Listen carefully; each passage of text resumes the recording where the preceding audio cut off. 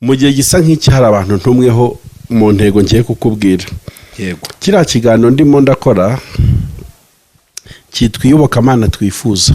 Dufite abantu bagiye bakora batitwara neza muri uyu murongo wa social media kandi bakaza biyitirira bambaye amatitire pastoral, bishop, prophète, apotre. Bityo bigatuma urwego rwose rw'abapotre rutokozwa n'umuntu. Noneho ku buryo iyo uvuze ngo runaka ni pasiteri ukumva ngo na runaka wundi nawe ni pasiteri, bihita bigaragara nk'umugayo ku izina pasitorale ryose, kubera wa muntu w'umupasiteri ibyahoramo bidasa n'izina, wakosorwa cyangwa ugakosora ibyo wakojeje bigakunda. Kwicarana na pasiteri Claude, Inde, Ezekiel, Justin, si uko mbanga, si uko ari n'abanyabyaha bakomeye. Burya ikintu mba mbakundira ahubwo abantu nk'aba nuko bo baje batwereka bo bari bo bukuri ntibiyoberanya. Dufite abandi babivanga babyica bambaye n'amatitire aremereye n'amazina akomeye, bakora amakosa aremereye kuruta yaba ngaba turi kwita abanyamakosa cyane. Claude niwe nikunde bambwiye ati ngewe iyo ndi hano rero muri ofisi hima ndi Claude. Ati twagira hariya nk'aba Pastor Claude. Byinjiza abantu muri RIB. Ubundi ubwoko bw'Imana bwaremewe kujyanwa muri RIB. Hari ukuntu Bibiliya ikarasa imanza z'abana b'Imana zikwiye gucibwa. Ariko kumva ngo umupastor agiranye n'umuvuga butumwa n'umuhanuzi ikibazo bakirukanyira mu nzego z'ubuyobozi gufungishanya, ni kimwaro ku idini. Reka idini rinahure n'ibibazo, hari aho riri kugaragara ridatanga umusanzu rikwiye kuba ritanga. None mpite mbwira na public ati impamvu z'ubusesenguzi burya zitumura umuntu mubuntu urya nuko nuwo gusengerwa tumusengere, ni karande, ni ubukene, ni ibibazo, ni ugushaka indamu, ni umupagani ntiyigeze akizwa. Igituma ibintu bya Garase byahindutse idosiye ikomeye gikubiye mu ngingo maze kukuganiriza mu kanya. Yaba uyu munsi Garase atari expressinze kuri social media cyangwa kuri YouTube nk'umukozi w'Imana w'umuhanuzi ufite n'icyumba cy'amasengesho cyabahocyemwe abantu benshi. Rero abantu bataraza kuri social media nabagira inama yo kutaza, ariko isomo riba ribimwe ibi bintu. Garase ni uwacu, turacyamukeneye, turacyamukunda. Uti byankoze ku mutima. Ariko si ubwa mbere tubonye Pastor Claude apfuka amasaba imbabazi, si ubwa mbere tubonye Ezekiel apfuka amasaba imbabazi. Ni ikihe cyizere ufite muri ziriya mbabazi? Ngeze afite icyizere n'injyo azisabye. Byari maze kurenga umurongo. Nicyo cyamaze ku mutima. Ni gute niba ishaka Togene na Ezekiel na Claude bicarana mu kiganiro. Yes, reka dutanye tubasuhuza mwese badukurikiye. Ni by'agaciro gakomeye cyane ko mugarutse kubana natwe umwanya nk'uyu nguyu. Kadusuhuza inshuti zacu ziri mu bihugu bitandukanye. Duhereye ku bari hano mu Rwanda, i Burundi turafite abakunzi benshi cyane, ndetse no muri za diaspora zitandukanye, yaba hano ku mugabane wa Afurika ndetse no ku yindi migabane yose isigaye. Amahoro ya Nyagasani abane namwe. Kuri kamera ndi kumwe n'umusesenguzi akaba n'umunyamakuru BKM, akaba n'umunyamuziki. Bega amazina ntacyo bitwaye ariko BKM amakuru shane meza, ameze neza. Ndashima Imana muri byose, nawe nizere kumeze neza. Ndashima Katonda kabisa. Mamaze utakwisezerana, amasezerano ari gusohora. Arasohora no guma ni ikintu cy'abanuzi mw'iminsi kivanze. Ariko sezerano iracyemewe. Iremewe. Iremewe. Hatari kabisa, ubanuzi bwabaye ikimenyetso kigibwaho impaka. Ariko ubanuzi ni ikintu gikomeye kabiri. Utakereza naho perezida ashobora kubugarukaho. Ni ikibazo. Umuhanuzi kabisa. Ibintu byarivanze reka. Ati narindi ku musozi nsenga barambwira ngo ntago byoroshye. Umuhanuzi no umuntu ukwiye kubahwa abaye ari we kuko ukuri.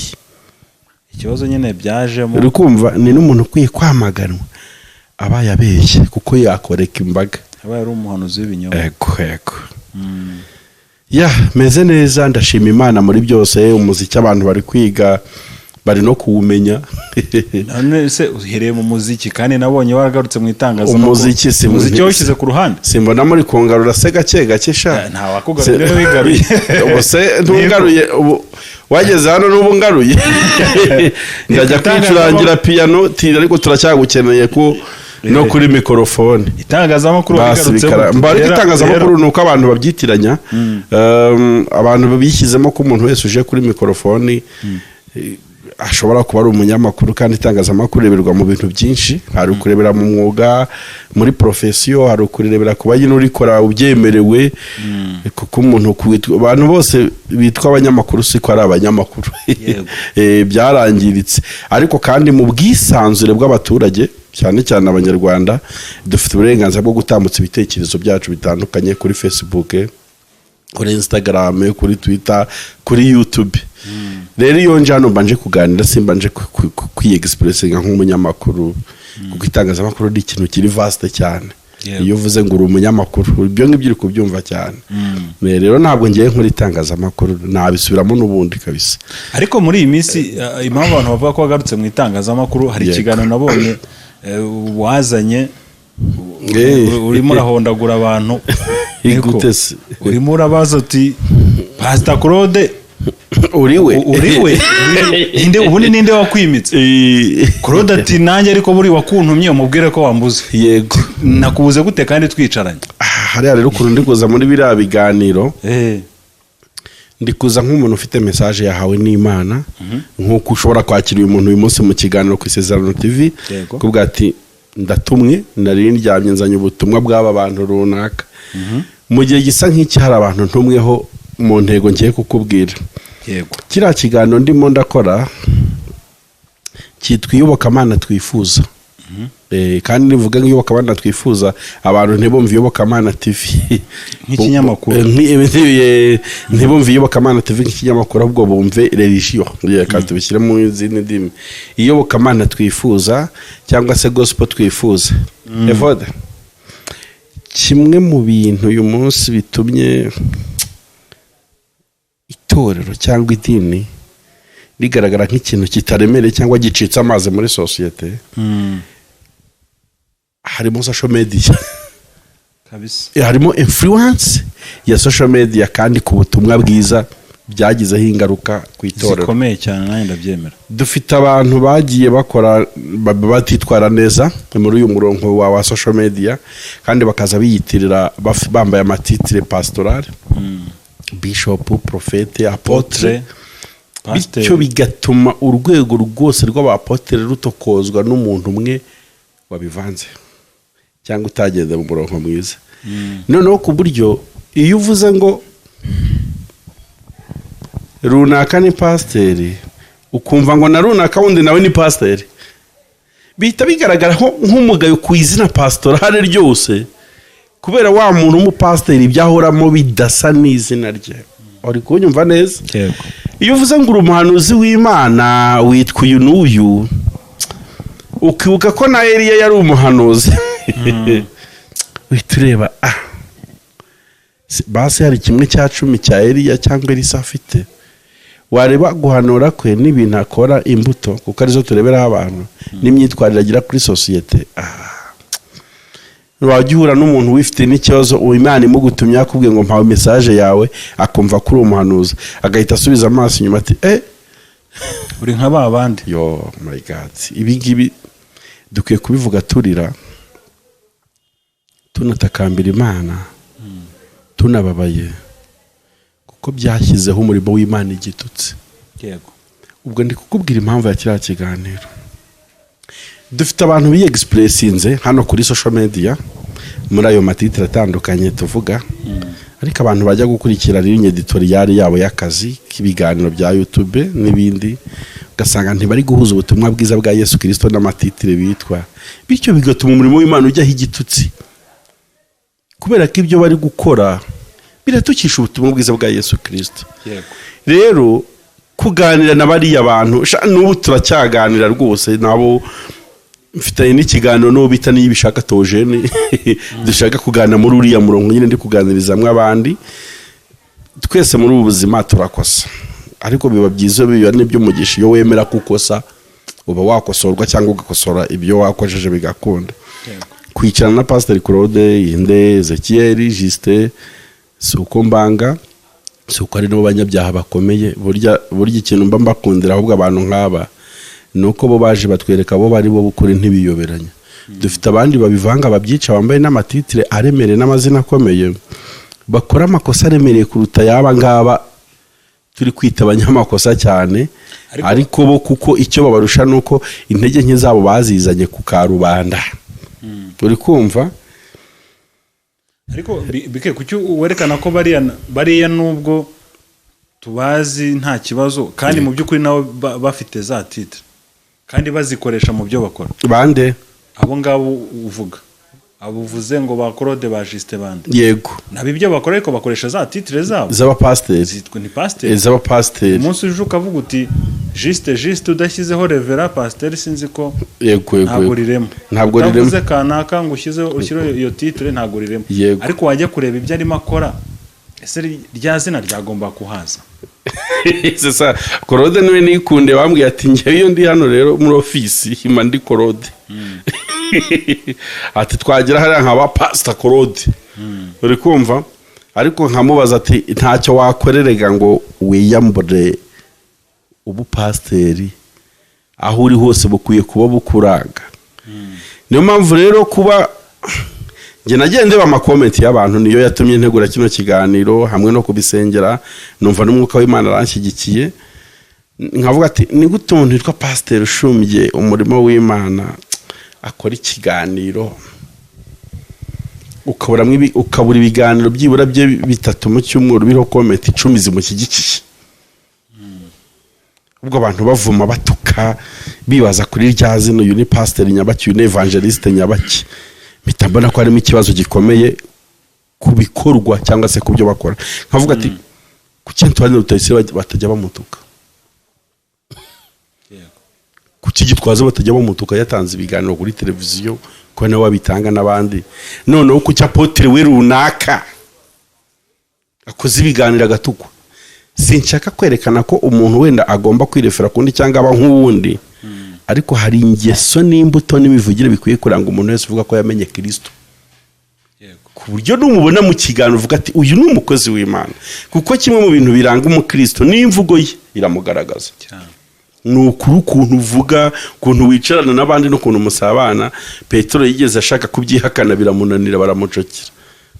Ese wagendanye na Yesu? Nta naho muzi uwo mugabo ati ukivuga imvugo yawe thank you ukivuga ati hava ati waramumize. Iyo twamize Kristo tuvuga nkawe. Rero niyo wakwicara kuri televiziyo batakumva ni ishusho ya Kristo mu mvugo yawe, uvuga ibintu biteye isoni. Urumva hari abantu dufite bitwa abaprofete, bitwa abapotre, bitwa pasteur, ariko uyu munsi ujya gutukana ukumva ari kugutuka kuri nyoko. Kumva ari kugutuka igitutsi umupagani atatukana. Icyo gihe none yatukanye gutya ari umuhanuzi, sibyo? Abahanuzi bose umwana umunyantege nke mu mwuka cyangwa umwana uri gukura mu mwuka iyo byumvise ukamuga ngo uri umuhanuzi, ahita kuvuga ngo aho nduri umuhanuzi umeze. Oh my God, ibyo rero ni bibi cyane.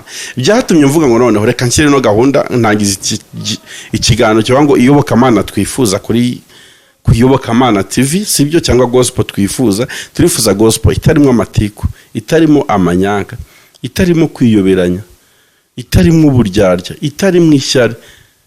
Ku buryo uzajya ufungura ikiganiro cy'umuntu witwa ngo ni pasteur ugasanga ko karasa na pasteur. Ubona bizashoboka? Ni ukuri bizashoboka.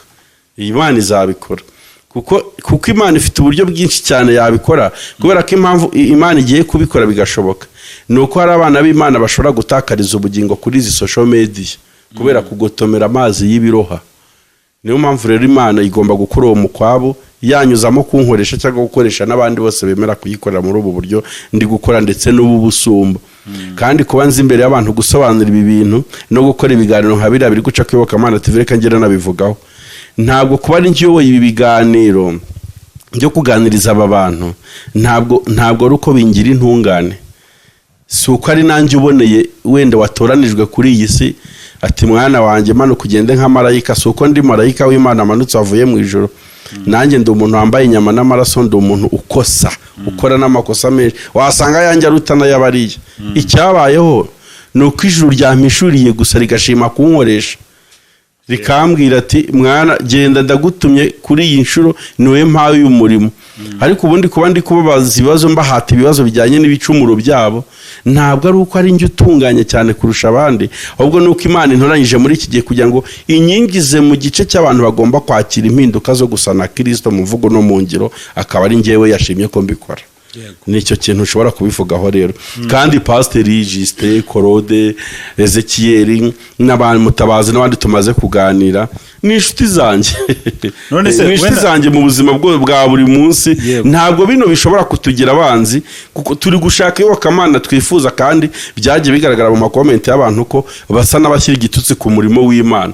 Kandi uyu munsi ndashima Justin. Ndashima Justin cyane. Kubera iki? Arimo aragaragaza impinduka mu gihe dutandukaniye tuganiriye, asigaye rwose abakure y'amateko. Icya kabiri ndashima na Claude rwose iri joro yadutunguye. Claude yicaranye n'umwanzi we, reka mvuga umwanzi we kuko social media yaberekanye nk'abanzi. Kubona Claude yicaranye na Nibishaka Theogene bari mu kiganiro kimwe basangira fanta, bakorana mu ntoki bahoberana. Oh, it's a great achievement. Claude uremewe. Claude aremewe, yakoze ikintu cyiza rwose cyashimishije umutima wanjye, ntitaye kuri comment zindi zarizo zose. Claude rwose na Ezekiel bitwaye neza, baremewe. Imana bamugisha bakomereze muri uriya murongo wo gushaka ukuntu twagera kuri gospel twifuza hano kuri social media.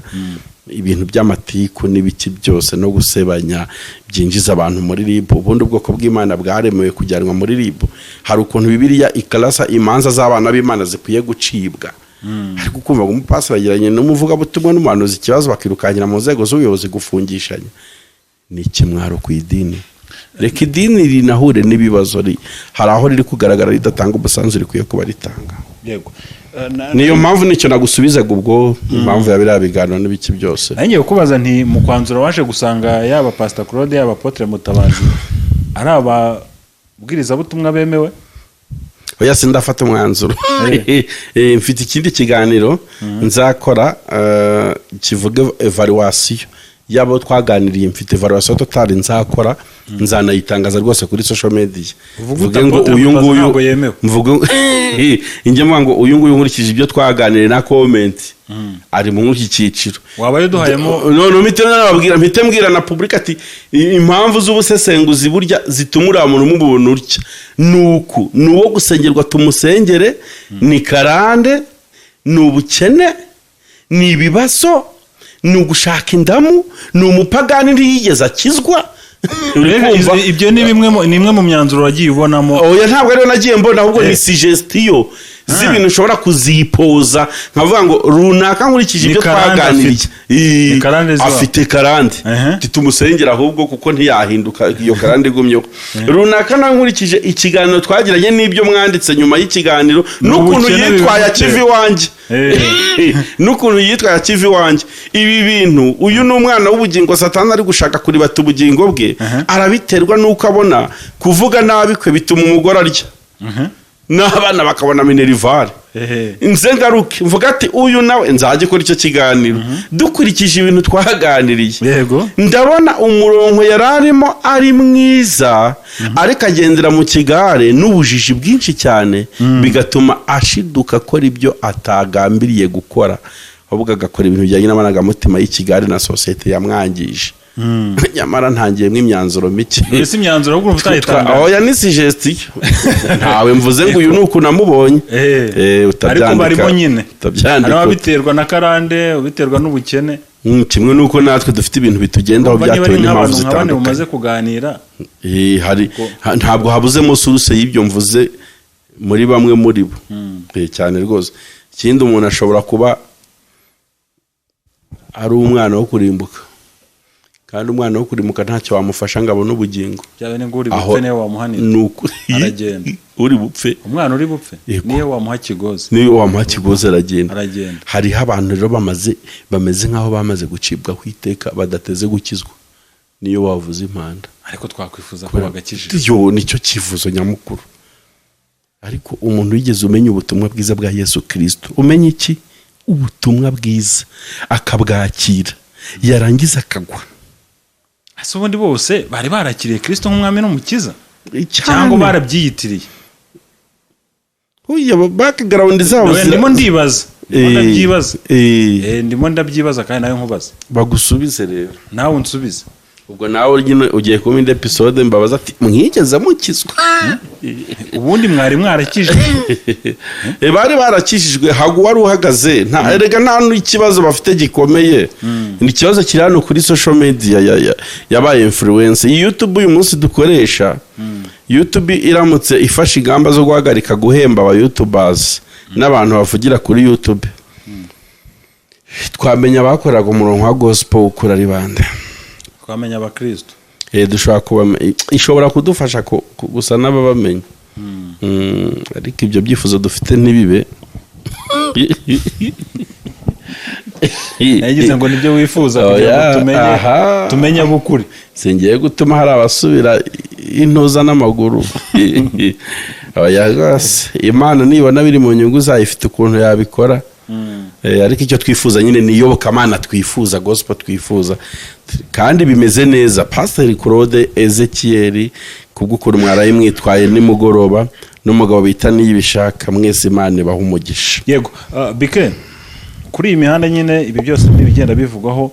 Mu minsi ishize twabonye nkundura ngira ngo niyo abantu ubungubu bari bagezweho, ivuga ku muhanuzi Grace mushiki wanjye. Uti ni mushiki wanjye Grace iki ibintu bya Grace tanga nimero wa kintu. Wabibonye ute, wabyakiriye ute? Grace ngewe havuzweho ibintu byinshi cyane. Yego hari ikintu maze kubona mu by'ubuzima. Umuntu wese ugihumeka ashobora gukora ibyiza n'ibibi. uyu munsi ugeze kuvuga uti nanjye sindi intungane. wowe uriyo? Oya, nge ndiyo. Dutunganwa na Kristo n'amaraso ye gusa, kuko n'ubundi nta gukiranuka gushobora kubonerwa mu mwana w'umuntu. Niyo twagerageza gukiranuka ukamara icyumweru wihiriza ubusa, utarya utanywa, utanasohoka mu nzu, nta n'umuntu uhamagara kuri telefone, utanareba social media, uri kumva ibyo bintu ushatse ko biguhindukira gukiranuka, n'ubundi imbere y'Imana bitaho ubushwambagara. buryaga ngo waba wise Imana inyabinyoma. Nta kintu ibyo byanditswe uretse gato sinabikomanta, ariko birimo ibinyoma. Ngo nta kintu na kimwe ushobora gukonvenka ku buryo usigara uri kurenganurwa nuko ngo wakiranutse washyizemo n'umwete ku giti cyawe. Ntibishoboka. Dukiranuka kuko hari wakiranutse ku bwacu.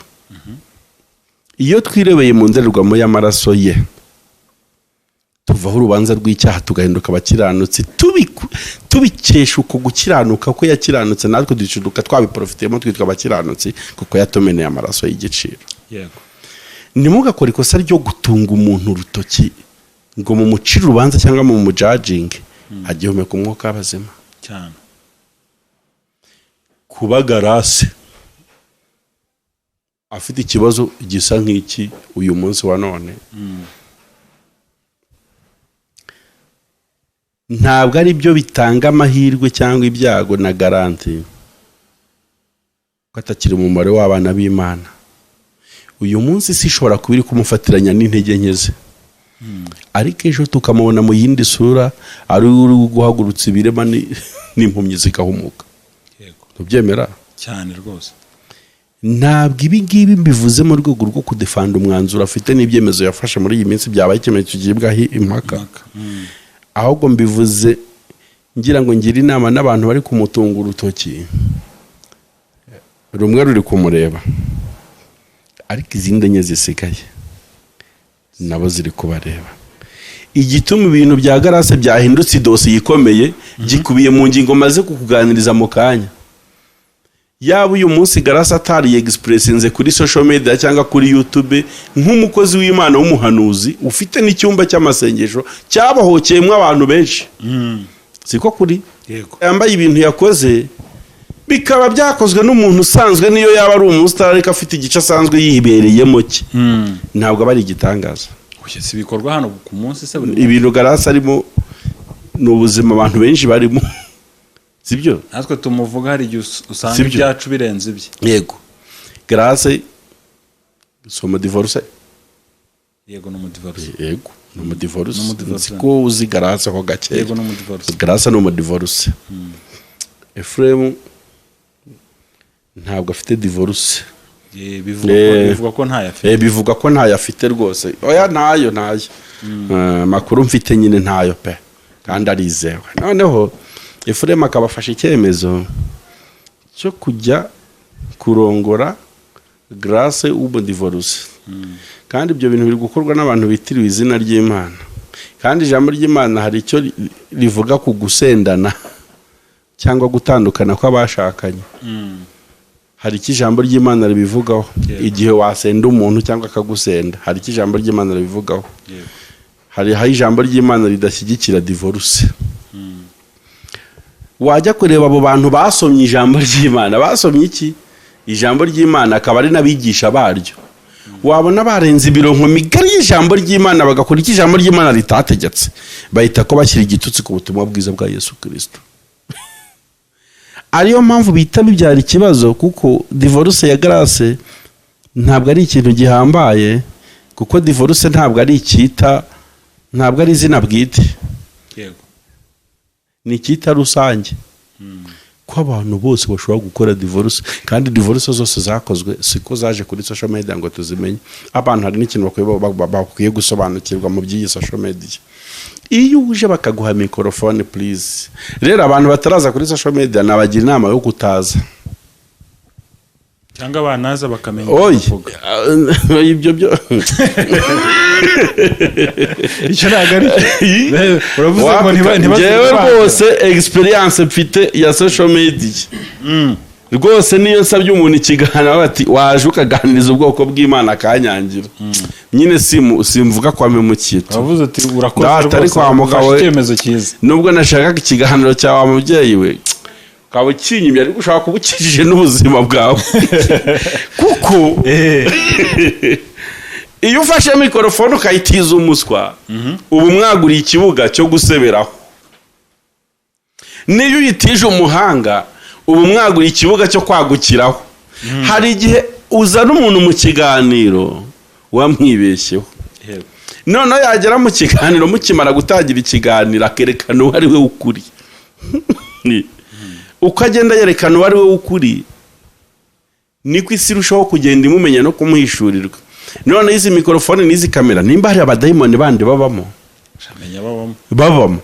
Hari igihe uza wateguye ibintu ugiye kuganira rwose wananditse ahubwo ukarinda urangiza ikiganiro urupapuro wanditseho rubitse mu mufuka.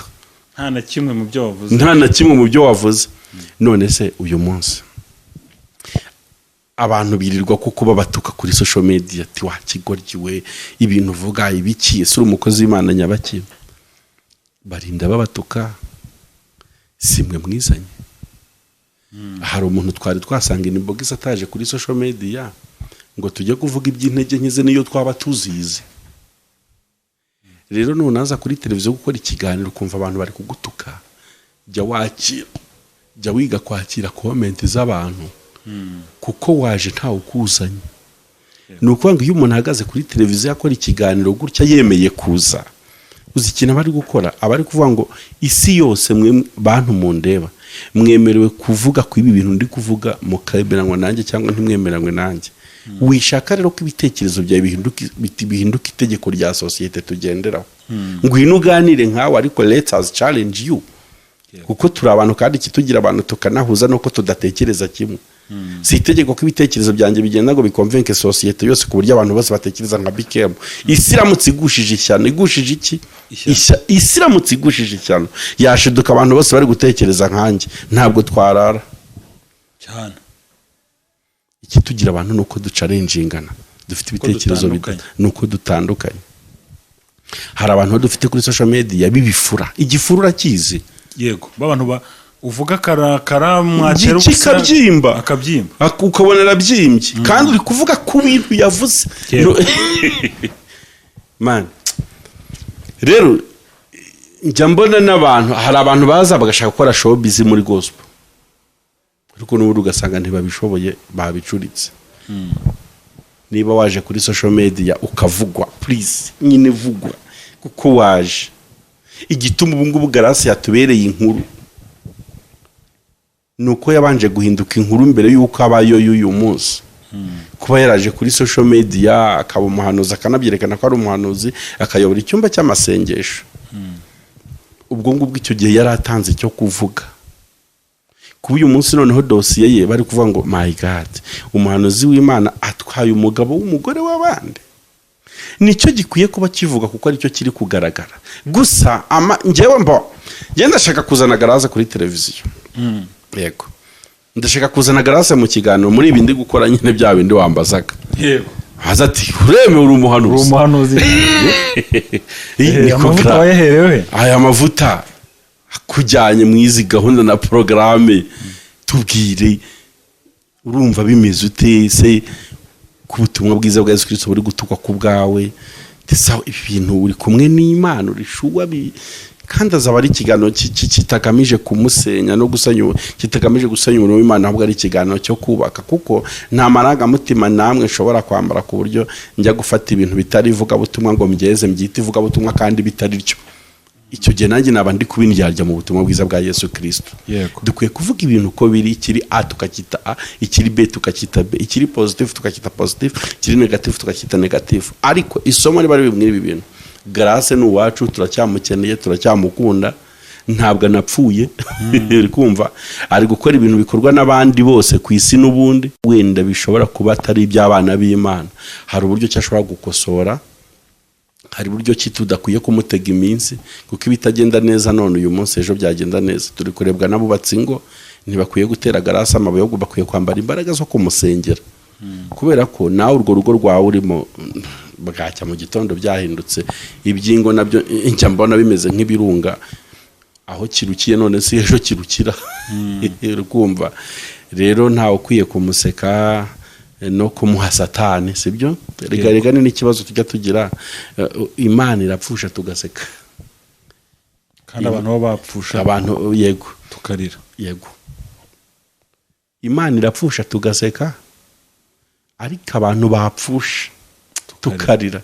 Urabona umuntu ari mu nzira wenda imujyana mu rwobo rwo kurimbuka, none bikomeye amashyi wabaye n'umusesenguzi uri kubikoramo ama episode buri munsi ugenda ugaragaza intege nke z'umuntu uzamamaza. Nko wakamugire ku mavi ngo umusengero, unamugira inama, unamuhamagare, unamwingingira ijuru mugarure muri position Imana imushakamo. None witwa pastor, witwa profete, witwa apotre, niwe wirirwa kuri televiziyo usesengura ibya Grace ukabikoramo ama episode 10 kandi witwa umushumba we. Ko mbona iyi social media igiye guhinyuza benshi. Mfite ikiganiro nshaka gukora, yego, kandi ndashaka kizaca hano ku Isezerano TV n'Iyobokamana TV. Ni ikiganiro gikomeye pe, ni ibintu Imana yampishuriye. Ntabwo ari ubusesenguzi, ntabwo ni iherekwa ry'inshurirwa cy'abadayimoni 7 bari gukorera ku musozi wa YouTube, kandi bagiye kurimbura ubugingo bwa benshi. Ni ukuri kw'Imana. Umusozi wa YouTube uriho abadayimoni 7 bakomeye bagiye kurimbura ubugingo bwa benshi, ku buryo ubu ngubu abantu benshi mubona kuri social media hano kuri YouTube byibura bakoranye evaluation n'umwuka wera, ushobora byibura gusanga 70% baramaze gukandagiza ikirenge cyabo ku murongo ujya Gihenomu. Nzabisobanura. Yego, birababaje, biteye n'agahinda. Niyo mpamvu nimubona hari ibyemeza Imana ifashe mu iki gihugu runaka mu gihe kigiye kuza cyane ku itorero, kugira ngo Imana iramire ubutumwa bwiza n'ubugingo bwa benshi. Bino bintu muri kubona ni nk'udutonyanga rwose. Hari ibindi Imana yiteguye gukora ikintu kiremereye ku bw'inyungu z'ubutumwa bwiza n'Abanyarwanda, kandi ibyo bintu bizaza mu matorero. Ntabwo bizaba kuri umva buretse, ntabwo ibyo bintu bigiye kuba bizaba kuri aspect politique, bizaba kuri aspect religieux. Yego, ku buryo umuntu wese azabona ko hari ikintu Imana ikoze, kandi nyuma y'icyo gihe n'ijuru rizishima, nubwo bizagira ingaruka kuri benshi. Yego, mu kanya bigeze kugusha ku kintu cy'imbabazi hagati ya Pastor Claude, Ezekiel n'umuhanuzi Theogene. Byankoze ku mutima. Uti byankoze ku mutima, ariko si ubwa mbere tubonye Pastor Claude apfukama asaba imbabazi, si ubwa mbere tubonye Haboneze kera apfukama asaba imbabazi. Ni ikihe cyizere ufite muri ziriya mbabazi? Ngeze afite icyizere n'injyo azisabye, ariko byamukoze ku mutima, bivuga ko byamukoze ku mutima nyine icyama Imana yamaranga mutima yanjye ntibayazimye.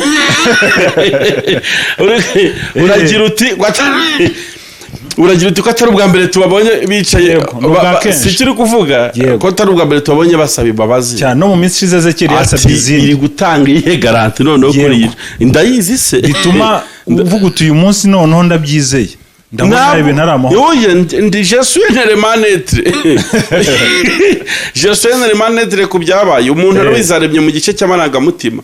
Uyu munsi inkuru yagushimishije ishobora kuba nimugoroba ari yiza kukubabaza bitewe n'indi production itanze. Rero ahubwo icyo nsaba Claude na Ezekiyeli n'umuhanuzi nibishaka bambabarire bandindira amarangamutima. Umwe muri bariya nta kiganuzi twigeze gukora akazi kabata imbabazi ndazisheshe, wibuka harya niwe twari kumwe imbabazi ndazisheshe nabivuyemo yongwa bimenye ko imbabazi nazisheshe. Oya sha nawe gabanya datuma Satana kumva. Oya ari byoge rwari urugero kuko nyiri kukubaza nyine ikiza kiri muri iriya. Igishimishije cyakora nuko none byari biri mu undi muntu wa gatatu utamenyerewe. Mbo kuba nibishaka Tojene, Ezekiyeli, Claude kandi bo bari bafite ibintu bapfa byihariye, ibintu byabo bimaze kurenga umurongo, byari bimaze kurenga umurongo. Nicyo cyamaze ku mutima. Ni gute nibishaka Tojene na Ezekiyeli na Claude bicarana mu kiganiro ibyo byonyine gusa niyo bari kubafata ifoto bakashyira kuri social media bakandika ngo Claude na nibishaka na Ezekiyeli bicaranye, byari kuba byonyine bigize icyiza ari inkuru. Ariko noneho kuba bicaranye bakanavuga bagasangira icyo kunywa bakiyunga, ntabwo ibyo bintu twabura kubikomera amashyi rwose. Tujye tugeraho tunashima ibyiza, ibibi nabyo dukomeze tubinenge. Bariya bantu Imana ibaha umugisha ndetse cyane kandi bakomereza herega bari kunshyigikira njyewe muri ya gahunda yanjye yo gushaka iyobokamana twifuza, ni iriya nyine gospel twifuza. Yaba ari umusaruro w'ikiganiro waba warakoranye na Pastor Claude? Base mbize nimba ari wo musaruro, ariko bibaye ari nawo ni icyubahiro cy'Imana, Imana ibishimirwe. Ariko rwose ngewe kwihishirirwa ryanjye bya kiriya kiganiro n'umurongo turimo nyine byankoze ku mutima, ndavuga ati wow, bibaye ari ukuri cyane rwose. Bose turashaka kubabona basabana imbabazi n'abakarusa abo ngabo bagiye bavugwa muri dosiye ya nibishaka afungwa, tubone bahuye bavuga ati ibintu nta mahoro, mureke tujye mu ijuru, tutiriwe twirukanyira muri ribu ko abantu bajyana ibibazo ngo bagiye muri ribu. Biriya bintu vraiment nijoro ryabyishimiye. Kuri urabona binejeje? Kuri njye ndabona binejeje, birashimishije, ni ibyo kubahwa, ni ibyo gukomera amashyi. Imana ibaha umugisha pe. Cya kintu cyankoze ku mutima, nahise mfata icyemezo nanjye rwose nibishaka ndagushaka ngushimire. Njyewe ninjye muntu ndi umwe mu bantu barwanyije ubutumwa bwa nibishaka Tojene, nkajya mbivuga no mu izina ku mateleviziyo atandukanye, kubera ukuntu nabonaga uburyo atangamo ubutumwa yahawe n'Imana. Hari ijambo yaravuze ngo amavuta ngo yamurushije imbaraga ngo amukoresha amakosa, aho yavuze ibyo guhanura umuyobozi wa ADPR iby'urupfu bikingo no gutoroka igihugu n'ibintu byinshi yahanuye, ngira ngo urabyibuka. Byose yagiye asabira imbabazi. Ibyo ngibyo yasabira imbabazi njye nabirungurutse mbere, mfata icyemezo cyo kurwanya ibintu avuga atari we ndi kurwanya kuko se yimwanga. Ndwanya ibintu avuga nkaba nakwicara kuri zabone cyangwa ati uyu muntu ari gucanganyukisha abantu, ntabwo ari Imana iri kumutuma. Niba ni nayo iri kumutuma, Imana iri kumutumana urukundo akarutakariza mu nzira z'ubutumwa. Nubwo busesenguze. Ubu rero isi igiye gutungurwa no kubona BKM na nibishaka bicaranye. Ibi tuba tugira ngo tunereke abantu kereka nta bibazo dufitanye nabo. Twebwe intambara yo kuri social media turwanisha ibitekerezo. Iyo utanze igitekerezo ntumva ndakikira cyangwa cyagira ibyo gihungabanya, ndaza nkakirwanya, nkaba ndi kurwanya gitera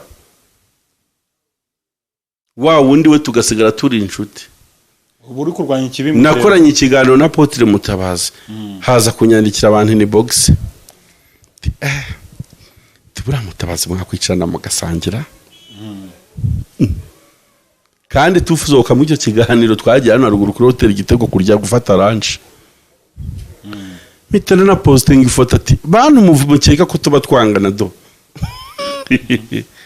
turanasangira bigakunda ntabwo twangana nta muntu twanga nta muntu nanga ubwo ni ibitekerezo babirwana igitekerezo watanze si inyumva kimwe nawe kuko si itegeko ko numva ibintu nkuko byumva ni twitegure kuba challenged igihe cyose twemereye kuganira kuri social media ibintu byose mvugiye mu iki kiganiro umuntu wese uri kureba iki kiganiro yemerewe gutera kamera icuma akavuga ngo do a z ho bikemo yatangira ati towa yababeshya niko abyumva yego hashobora no kuza nawe agakoresha press conference akaba ati bikemo perfect ibintu yavuze ni by'ijana ku ijana ndemeranya nawe kuba mfite igice cy'abarwanya ibitekerezo byanjye si ikimenyetso kibahindura abanzi banjye nuko berekanye uruhande bahagazemo rutandukanye na verisiyo yanjye ndi no kugira abantu inama bashaka gukoresha social media nuko social media yiteye byo yizaho utari igifura uvuge ngo ibintu nje kuvuga bishobora kwemerwa na bamwe abandi ntibabyemere ngiyo social media no ariko bike nanone hari abantu baza bakavuga ibintu ukumva byarenze umurongo iyo arenze umurongo ahura n'abarenze umurongo bagenzi bukabona bahindutse abafana twebwe impamvu ibintu byacu bikwiye kugira umwihariko urakoze kubaza icyo kibazo kincalenjinga impamvu ibintu byacu bikwiye kugira umwihariko niba tuvuga ko dukora itangazamakuru rya gikristo cyangwa dukora gospel umuntu wese ukwiye kwicara kuri kamera avuga ku bwa Yesu Kristo akwiye kuba yarabanje guhinduka agasa na Kristo mu mvugo no mu ngiro ku buryo umubonye n'umwumvishe yumva Kristo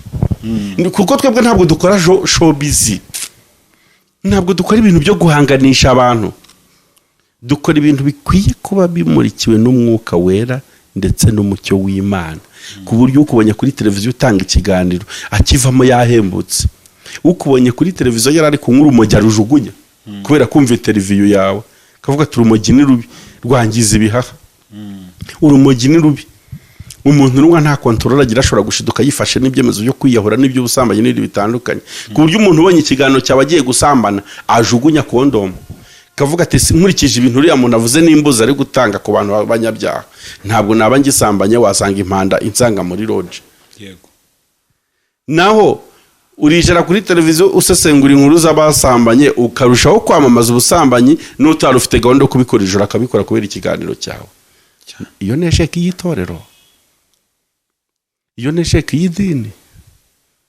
dufite abantu baje gukorera kuri uyu musozi wa social media baza bambaye isura z'abakozi b'Imana bamera nka bamwe Paulo yavuze ngo baza bambaye ishusho yo kwera ariko bihakana imbaraga zako ikindi bintu byose dusohoramo muri iyi minsi dukwiye kujya tubishakira no mu ijambo ry'Imana kuko nta gishya kiri kubaho nagawe n'umubwiriza byose Imana yarabivuze ko ari uko bizagenda rero wakoma ingoma wavuze impanda hariho abana mu bugingo hariho n'abana bo kurimbuka ntabwo bazabikwepa bose ngo bikunde gusa umuntu ashobora kugira uruhare mu kwihutisha hajya